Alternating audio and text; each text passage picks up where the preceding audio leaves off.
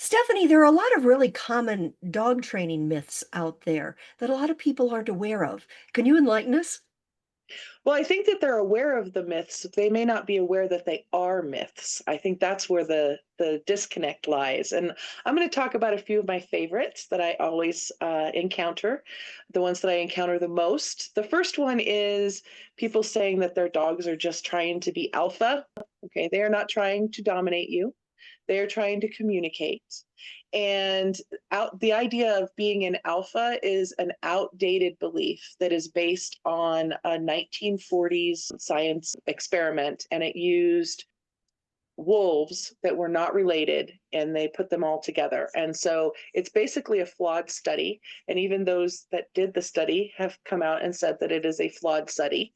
And so the idea that dogs are trying to control the household is the myth. They are not trying to control the household. They're trying to feel safe and understood. Okay, so we interpret their behavior through a dominance lens, and that makes us overlook the fact that their dog is struggling and that there's a reason behind why they're struggling. And so I'm going to encourage everybody that instead of thinking that your dog is alpha, please get curious instead of confrontational. All right. If your dog is pulling, barking, growling, ask why, what's going on. Look for fear, overstimulation, or even unclear communication from you. So that would be my first one. And that's true for dogs that also, like, you have two or three dogs, and Mhm. one dog just really appears to be trying to dominate the other two dogs. I know a lot of people will say, well, that's because that must be the alpha dog, but that would Right. hold true for the way a dog interacts with other dogs as well, correct? Yes, yes. And what we see is with dogs that are more feral, the dogs are social, and so they may be in groups, but those groups are fluid. And so is the one that is making the decision in those groups. That is fluid based on the circumstances. Just like with people, you might be quote unquote the one in charge at work, but you may not be the one in charge at your church. So what other myths would you like to share with us? That you have to be the pack leader. Leadership isn't about control, it's about connection, number one. And we don't train dogs by being the boss. We train them by being their guide.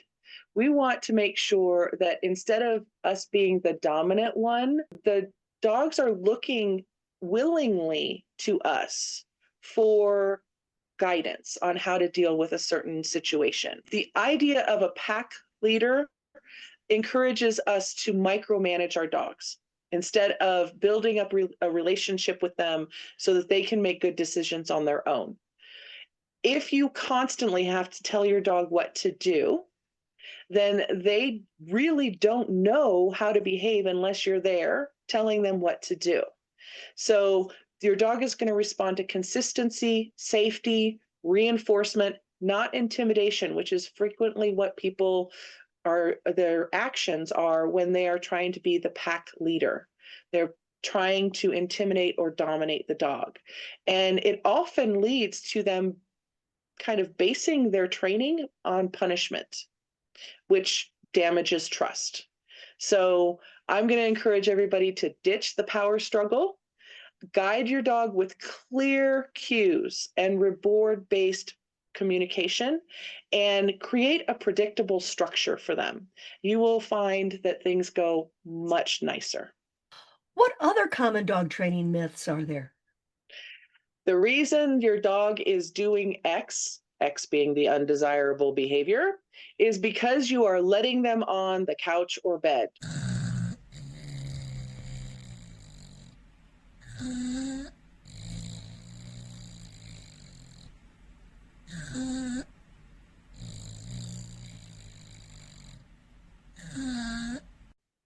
So, what you want to do is sharing space does not give your dog the upper hand. Okay, it's just furniture.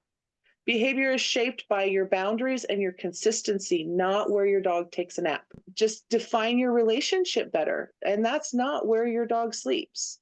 What matters is whether or not they respond to the cues. They respect the space when asked. So, for example, I would like to get into bed, please. Let's move so that you are not like, diagonal and taking up the whole room. And I have a space. Some dogs feel really connected when they're sleeping close. Other dogs prefer distance and wouldn't even want you to be touching them. Well, that has to be respected as well. Okay. Where you have to worry about your dog being on furniture, and this is important, is if they are guarding the space or they become anxious or have bad behavior when they're asked to move. Okay. That's the issue you need to work on, not whether or not they're on there, but what happens. Are they willing to relinquish it? If you need to sit there, if you have guests coming and they need to get off the couch, if you would like to go to bed, if the behavior is negative there, then we have to work on the response to, hey, I'd like you to get off the bed. And that may require, for a short period of time, restricting them from being on the furniture because it's creating a bad behavior until we work on that behavior. And then usually the animals can be allowed back up on the furniture to be able to cuddle with you. And it's good to know that if you are someone who lets your dog on the sofa or sleep in your bed, as I do, that's Me not too. bleeding through. Yeah, you too. Yay. It's not bleeding through to because you do this. It's like with kids, oh, well, because you let your child sleep next to you last night instead of being worried about having a nightmare, now they're a spoiled child and they're not, it's not that way at all. It's you're showing love to your child, you're showing love to your dog. You just don't let it get to the point to where it gets out of hand. Correct. Yes, Thank you. exactly. You don't want your 5-year-old sleeping with you every night, but when they have a nightmare, it's appropriate. I love hearing about all these different myths when it comes to dog training, and we're learning so much. I can't wait to hear the next one. So I get this a lot because I use positive reinforcement. And when we're teaching new skills, we start off using food. And I get this a lot. I don't want to use food because using treats is bribery. To some extent, this is a belief I think that carries on because people don't know how to transition properly from using food rewards to not having to use food rewards all of the time. And so there's part of that, which is one of the things that I make sure my clients know before they stop working with me. If we are still working with food, then they need to know how to transition off food because I don't want them to have to carry food around their entire life. It's not necessarily inaccurate that if you use food for training, your dog, if you don't transition them off, will stop listening without food because you have not done the work to help them learn that there are other rewards that they will get, like petting, smiling, the life rewards, being able to go out the door, that kind of thing, that they will still get. They'll still get a paycheck. Okay, they're not working for free. Food is a powerful reinforcer. It's not a bribe. And so sometimes it turns into a bribe when you are showing the food before you ask for the thing and that before they do the thing. So if you have food in your hand every single time you're asking your dog to sit, that becomes almost part of the cue. You think it's a bribery, but holding the piece of food is part of the cue. Okay, just like a hand signal would become part of the cue along with the word. And so you haven't technically asked them to sit yet because you're not finishing the cue. You're not holding the food in your hand. And so once you get the food, then they are like, oh, yeah, of course I will sit because now you've given me the full cue. Reinforcement is offering it after the behavior is done well. And so we ask for the behavior and then we reach for wherever the treat is and they get the treat as a reinforcement or a reward. My big tip, use high value treats for new and difficult cues and then fade to praise, play, or a life reward once the behavior is solid.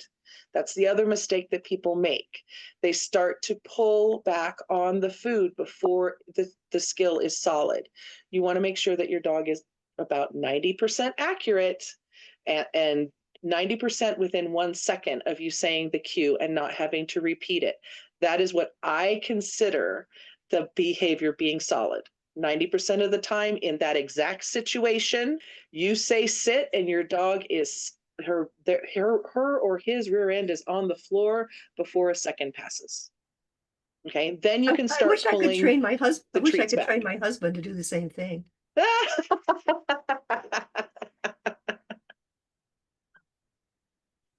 That's No, I good. want to I That's want good. to add because I remember this from a previous interview that we did, and it was such good advice that you pull back from food, but except you don't do it when it comes to recall or asking your dog to come. That you I don't.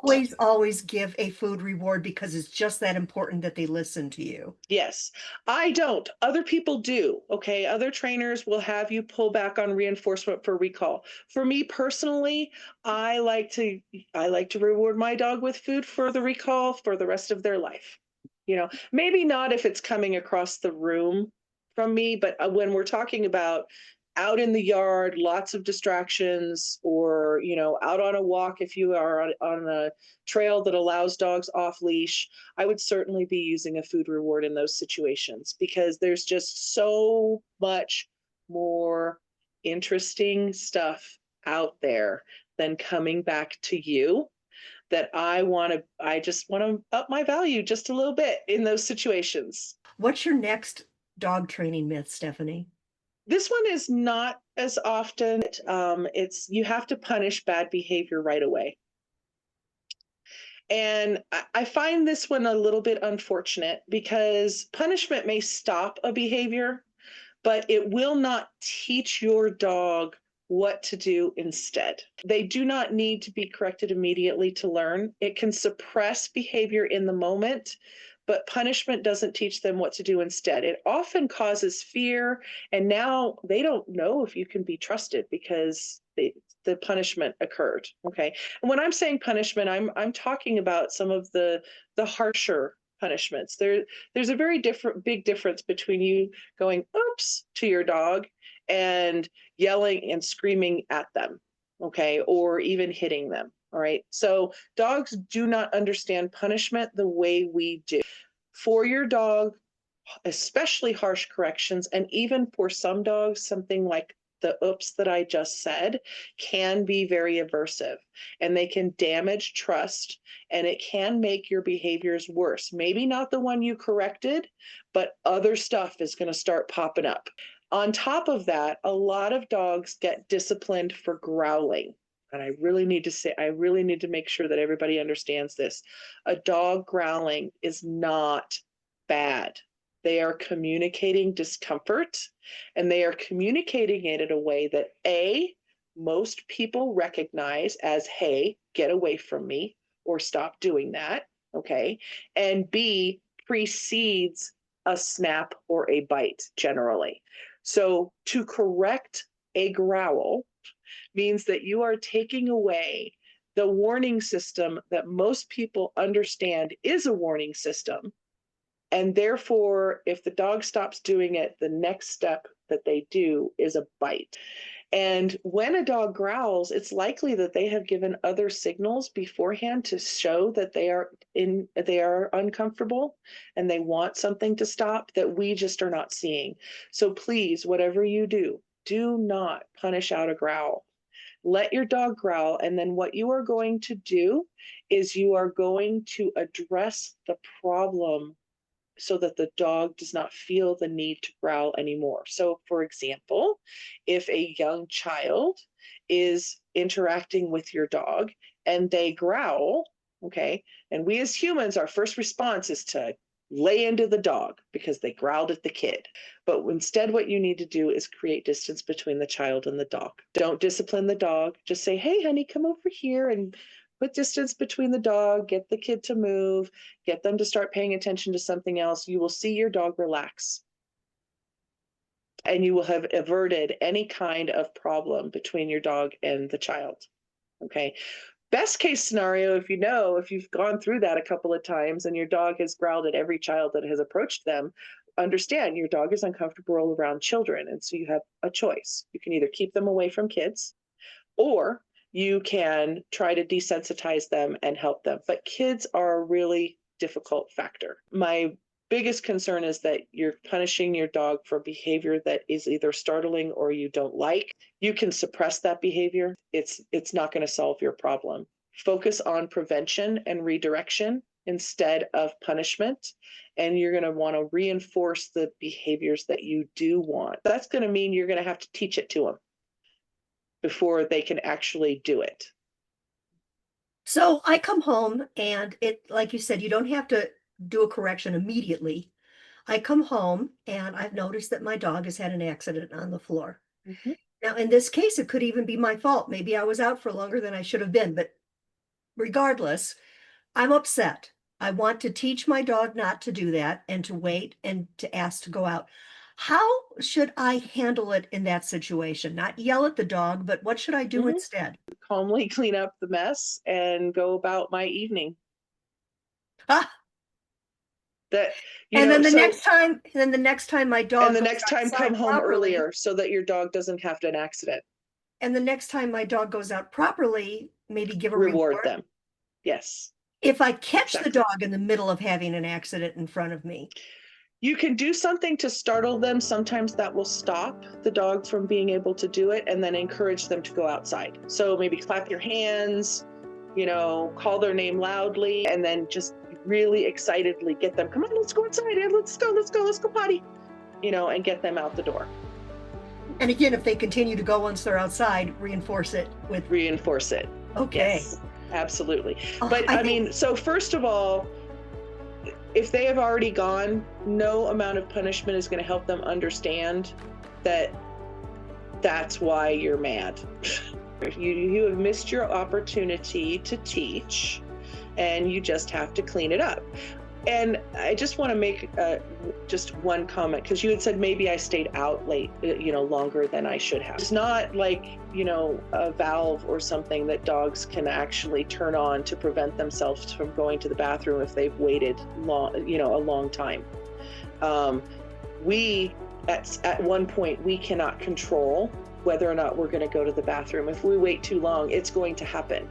And so if your dog does not have an opportunity to go outside, and they have had to wait for a very long period of time, or they're sick and, stuff is not moving around down there the way that it should, they're going to go to the bathroom. That's just, it is what it is.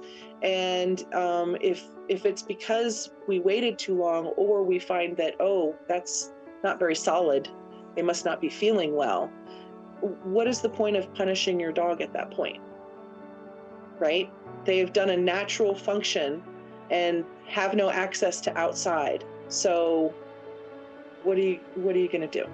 Right? You got to go. When you got to go, you got to go. And so, just punishing them for that just doesn't seem fair to me. Just as a reminder to everyone, Stephanie is an expert in canine behavior. And if you have any problems, anything at all, I don't care how silly you might think it is, she's heard it, she knows what to do. You can contact her with all the information that I have for you below in the show notes. She'd love to work with you, and you will thank yourself if you reach out to her. Thank you so much, Stephanie, for being with us. As always, it's been great. Oh, it's always fun, Lee. Thank you. Take care.